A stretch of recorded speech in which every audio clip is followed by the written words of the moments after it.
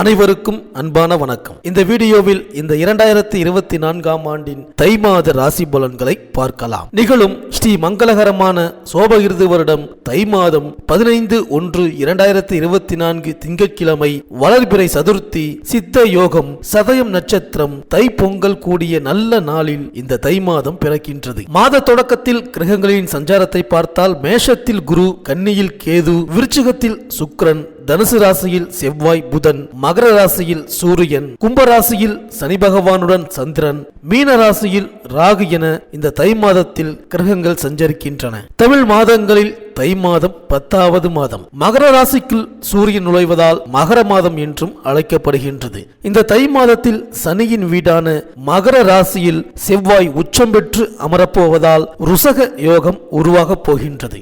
ருசக யோகம் என்பது ஜோதிடத்தில் கேந்திரம் எனப்படும் லக்னம் மற்றும் 4, 7, 10 ஆகிய இடங்களில் செவ்வாய் அமையும் போது ருசக யோகத்தை அளிப்பார். சர லக்னங்கள் எனப்படும் மேஷம், கடகம், துலாம், மகரம், ஸ்திர லக்னங்களான ரிஷபம், சிம்மம், விருச்சிகம், கும்பம் ஆகிய 8 லக்னங்களுக்கு மட்டுமே ருசக யோகம் செயல்படும். தமிழர் திருநாளாம் தங்கநிகர் பொங்கல் திருநாள் 15/1/2024 திங்கட்கிழமை அன்று வருகின்றது.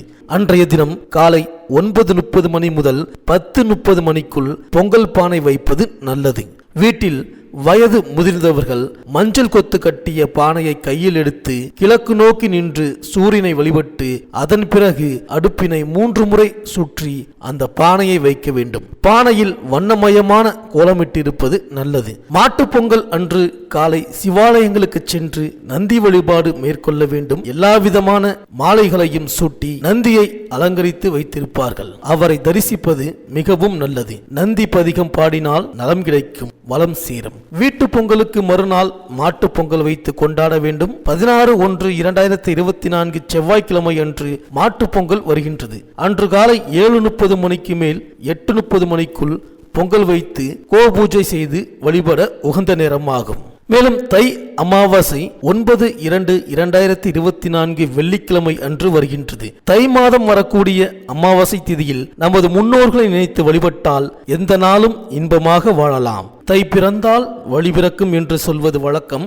வீட்டில் தடைப்பட்ட மங்கள காரியங்கள் தடையின்றி நடைபெறக்கூடிய வாய்ப்பு உருவாகும். மேலும் தை மாதம் வரும் வெள்ளிக்கிழமை அன்று விரதம் இருந்து சிவாலய வழிபாட்டை மேற்கொண்டால் துயரங்கள் துள்ளி ஓடும். அம்பிகை ஆலயங்களில் சந்தனகாப்பு சாற்றி வழிபட்டால் சிந்தனைகள் அனைத்தும் வெற்றி பெறும். இறைவனை அலங்கரித்து பார்த்தால் இனிய வாழ்க்கை மலரும். உடலை குளிர்ச்சியாக்கும் சந்தனத்தை அம்பிகைக்கு சாற்றுவதன் மூலம் உள்ளம் குளிர்ச்சியாகி நமக்கு வேண்டும் வரும் தருவாள் அம்பிகை. தை செவ்வாய் அன்று பெண்கள் விரதமிருந்து கொழுக்கட்டை பிடித்து சாப்பிடுவது வழக்கம். இதனால் குடும்ப முன்னேற்றமும் ஒற்றுமையும் கணவருக்கு ஆயுள் நீடிப்பும் ஏற்படுவதாக நம்புவார்கள். தை வெள்ளிதோறும் பெண்கள் விரதமிருந்து அம்பிகையை வழிபடுவதும் நன்மையை தரும். இதனால் பொருளாதார நிலை உயரும், பொன்பொருள் சேர்க்கை ஏற்படும். அன்றைய தினம் இனிப்பு பொருளை மட்டும் உட்கொண்டால் வாழ்க்கை இனிப்பாக இருக்கும். வெள்ளிக்கிழமை விரதத்திற்கு பலன் தரும் மாதம் இது. மேலும் இந்த தை மாதம் கிரகங்களின் பெயர்ச்சியை பார்த்தால் 19/1/2024 அன்று சுக்கிரன் தனுசு ராசிக்கு பெயர்ச்சியாகின்றார். 27/1/2024 அன்று புதன் தனுசு ராசியிலிருந்து மகர ராசிக்கு பெயர்ச்சியாகின்றார். 4/2/2024 அன்று செவ்வாய் தனுசு ராசியிலிருந்து தனது உச்ச வீடான மகர ராசிக்கு பெயர்ச்சியாகின்றார். இந்த கிரகங்களின் சஞ்சாரம் மற்றும் மாற்றத்தினால் உங்கள் ராசிக்கு என்னென்ன பலன்கள் கிடைக்கப் போகின்றது, நீங்கள் செய்ய வேண்டிய பரிகாரங்கள் என்ன என்று இந்த வீடியோவில் பார்க்கலாம். அனைவருக்கும் இனிய பொங்கல் திருநாள் நல்வாழ்த்துக்கள். செவ்வாய் பகவானை ராசிநாதனாக கொண்ட மேஷராசி அன்பர்களே, இந்த தை மாத கிரக நிலைகளை ஆராய்ந்து பார்க்கும் பொழுது உங்கள் ராசிநாதன் செவ்வாய் பாக்கியஸ்தானத்தில் குருவின் வீட்டில் சஞ்சரித்து குரு பகவானால் பார்க்கப்படுகின்றார். எனவே குருமங்கள யோகம் ஏற்படுகின்றது. இதனால் இல்லத்தில் நீண்ட நாட்களாக நடைபெறாமல் இருந்த சுபகாரியங்கள் ஒவ்வொன்றாக நடைபெறும். திருமண வயதை எட்டியும் பிள்ளைகளுக்கு திருமணம் கைகூடவில்லையே என்ற கவலை அகலும். பெற்றோரின் மணிவிழா, பவள விழா போன்ற நல்ல நிகழ்வுகளும் நடைபெறும். உங்கள் ராசியிலேயே குரு பகவான் சஞ்சரிப்பதால் தொட்ட காரியங்களில் எல்லாம் வெற்றி கிடைக்கும். 12இல் ராகுவும் 6இல் கேதுவும் சஞ்சரிப்பதால் பயணங்கள் பலன் தரும் விதம் அமையும். மேலும் மாத தொடக்கத்தில் குரு உங்கள் ராசியிலேயே சஞ்சரிப்பது யோகம்தான். குருவின் பார்வை 5, 7, 9 ஆகிய இடங்களில் பதிவதால் பூர்வ புண்ணிய ஸ்தானம் புனிதமடைகின்றது. மாத தொடக்கம் வசந்தமாக இருக்கும். வாழ்க்கை தேவைகள் பூர்த்தியாகும். பொருளாதார நிலை உயரும். புனித பயணம் உண்டு. பிள்ளைகளின் முன்னேற்றம் கருதி நீங்கள் எடுத்த முயற்சி பலன் தரும். உறவினர்களும் நண்பர்களும் உதவியாக இருப்பார்கள். உடல் நலத்தில் சிறு சிறு தொல்லைகள் ஏற்பட்டாலும் கடமையிலேயே கண்ணும் கருத்துமாக இருந்து காரியங்களில் வெற்றி பெறும் நேரம் இது. மேலும் உங்கள் ராசிக்கு 11ஆம் இடத்தில் சனி பகவான் சஞ்சரிக்கின்றார். அந்த இடம் லாபஸ்தானம் என்பதால் தொழிலில் எதிர்பார்த்ததை காட்டிலும் கூடுதல் லாபம் கிடைக்கும். புதிய ஒப்பந்தங்கள் அடுக்கடுக்காக வந்து கொண்டே இருக்கும். புகழ்மிக்கவர்கள் உங்களுக்கு பின்னணியாக இருந்து தொழிலை விரிவுபடுத்த வழிவகுத்து கொடுப்பார்கள். கூட்டுத் தொழில் தனித்தொழிலாக மாறலாம். உத்தியோகத்தில் நீங்கள் எதிர்பார்த்து காத்திருந்த பதவி உயர்வு இப்போது கிடைக்கலாம். சனியின் பார்வை உங்கள் ராசியிலும் 5, 8 ஆகிய இடங்களில் பதிவாகின்றது. உங்கள் ராசியில் பதியும் சனியின் பார்வையில் ஆரோக்கிய தொல்லை அதிகரித்தாலும் அதிலிருந்து மீள வழிபிறக்கும். ஆகாரத்தில் மட்டும் கட்டுப்பாடு செலுத்துவது நல்லது. இடமாற்றங்கள் இனிமை தரும் விதம் அமையும். சனியின் பார்வை 5இல் பதிவதால் பிள்ளைகளின் எதிர்கால முன்னேற்றம் கருதி நீங்கள் எடுத்த முயற்சிகளில் வெற்றி கிடைக்கும். பெண் பிள்ளைகளின் சுப சடங்குகள், பெற்றோரின் மணிவிழா போன்றவை நடைபெறுவதற்கான வாய்ப்புகள் உண்டு. சனியின் பார்வை அஷ்டமஸ்தானத்தில் பதிவதால் இழப்புகளை ஈடு செய்ய புதிய வாய்ப்புகள் கைகூடி வரும். இடமாற்றம், ஊர் மாற்றம் எதிர்பாராத விதத்தில் வந்து மனதை மகிழ்விக்கும். தொழிலில் புதிய பங்குதாரர்களை சேர்த்துக் கொள்வது நல்லது. உத்தியோகத்தில் புதிய நிறுவனங்களில் இருந்து அழைப்புகள் வரலாம். வரும் மாற்றங்கள் வளம் தரும் மாற்றங்களாகவே அமையும். மேலும் ஜனவரி 19ஆம் தேதி தனுசு ராசிக்கு சுக்கிரன் செல்கின்றார். உங்கள் ராசிக்கு 2, 7 ஆகிடங்களுக்கு அதிபதியானவர் சுக்கிரன். குடும்பஸ்தானத்திற்கு அதிபதியான சுக்கிரன் பாக்கியஸ்தானத்திற்கு வரும் இந்த நேரம் நல்ல நேரம்தான். கொடுத்த வாக்கை காப்பாற்றுவீர்கள். கொடுக்கல் வாங்கல்கள் சீராகும்.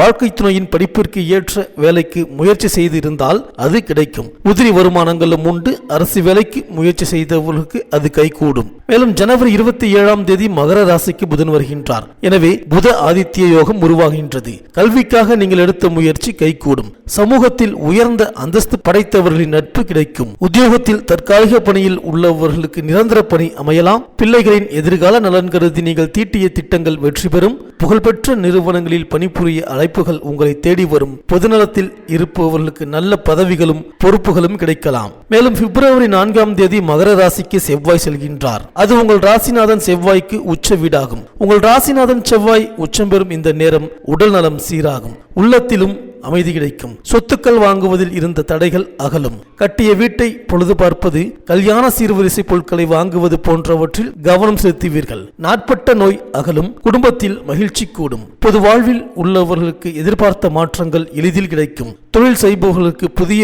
ஒப்பந்தங்கள் அடுக்கடுக்காக வந்து அலைமோதும்.